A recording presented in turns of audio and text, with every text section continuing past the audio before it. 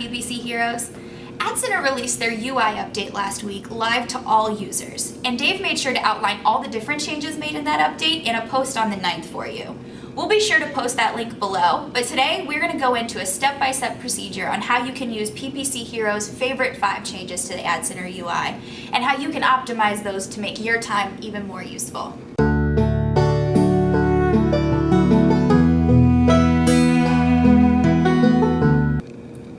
The first change we really like using here at PPC Hero is the ability to switch down to the ad group, or keyword level tab directly from the campaign interface. This is going to give you the ability to see all your ads, all your ad groups, and all your keywords account-wide in one place. Keep in mind, however, if you have too many keywords, you're still going to have to drill down at least to a campaign basis to be able to see all of those keywords at one time. But you do have the ability to do that directly from the Keywords tab now, instead of clicking back through multiple different levels to get to the area you're looking for. It also saves you a lot of time if you're not a report template saver for adCenter, because usually people tend to forget about adding columns in that they need, such as CPA, keyword match type, etc. So using this keyword tab is going to save you some time down the road if you're doing large account-wide snapshots. You can access these new aggregate views from the main Campaigns tab in the adCenter dashboard. Here you'll default to the Campaigns sub-tab, and will now see new clickable sub-tabs to the right. You can see all your campaigns in this view as normal, but clicking on the Ad Groups tab, for example, you will now see all your ad groups account-wide. Now, as I mentioned before, you can also access a Keywords tab to see an aggregate view of your entire account's keywords. However, should you have a larger number of keywords in your account, you'll see this warning paired with a yellow box that allows you to select a campaign and ad group, lowering the number of keywords the interface needs to show. You'll now see a list of keywords for your selected campaign and ad group combination. When you're ready to look elsewhere, remove the filter and select a new combination. This is still much faster than the previous version of the interface, which would require clicking back through multiple screens to access the new keyword list. The second feature we want to talk about is the ability to save and create filters in the interface. You can save up to 5 for each sub-tab, so 5 for your campaigns, ad groups, ads, and also keywords. This is going to function very similarly to what we have in AdWords already.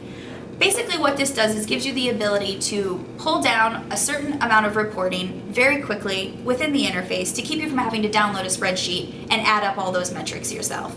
This is going to become very useful if you have a kind of report you need to pull frequently and the data needs to be very refined.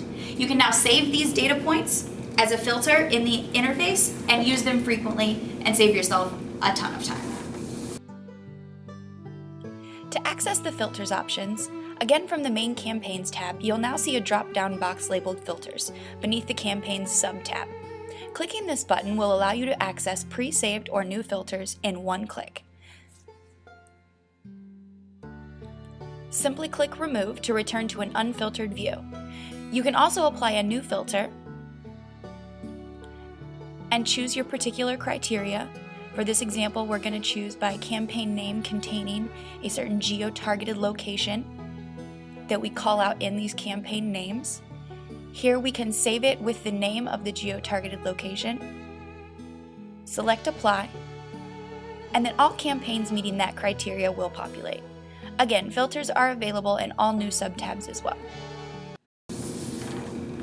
Our third change is the Inline Editing. This is going to actually give you the ability to edit your campaign daily budgets, keyword max CPCs, and even ad status directly in the interface. This is yet another time saver. If you see a budget problem, as opposed to having to click into the campaign name, then go to Change Settings, change the budget, save the change, and get back to the campaign, you just directly click on the budget for that campaign, change it, save, and you're done. Obviously a huge time saver. The Inline Editing feature is available in any sub-tab view, with different data available for edit dependent on the tab you're in. For now, we'll show the options for the Campaigns sub-tab. You can now click directly on the status or budget column and make changes as needed in one click. Hit Save and go.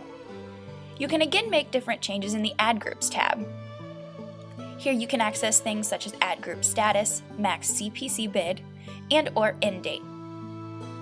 Simply change whichever you choose, click Save, and done. Our fourth update is the graphical visualizations that are now available directly from the dashboard. What this gives you the ability to see is a long-range snapshot of your data in a graph, which allows you to see a very quick snapshot of whether you have an ebb or a flow in a key metric and a time period that you can jump and dive into to find a problem or something that you need to focus on in coming weeks. To access the Graphical Visualizations feature, from the main Campaigns tab, you'll now see a light blue bar with a small arrow labeled Account Performance Trend. Clicking down this arrow will expand the new graphical illustrations of your account's different metrics and their performance. You can choose to view different metrics via the small drop-down menu on the top of the graph or via the thumbnail versions of the graphs to the right. Collapse the view by clicking the small arrow on the bar again. These graphs are available with the new subtabs showing tab-specific metrics for the graphs in each one. The fifth and final feature we want to outline for you is the bulk editing that has now become more expansively available in the adCenter interface. What that means is now you can bulk edit not just from the campaign level, but also from ad group, ad, or keyword level as well. Not only can you do it from these different subtabs now, you also have more options available to you. One of these options is network preferences. You can actually choose to opt in or out of certain network options from one tab now instead of having to drill directly down into every single campaign or ad group to make those decisions. To manage bulk editing, select multiple subtab elements. Here we're in the Campaign subtab. Click Make Bulk Changes. Again, this option is available in all the new subtabs as well. In the Ad Groups tab, for example, we select these 3 campaigns, click the Bulk Changes button, and we can select one of 4 different settings to apply across all 3 selected ad groups. You can also quick select all ad groups in the view to make changes across the board.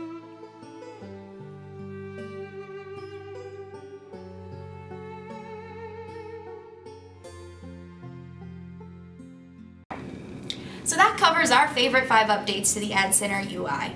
We really encourage you to share your thoughts below on what you've found exciting and interesting to use in the new adCenter update, and also let us know if you have any questions.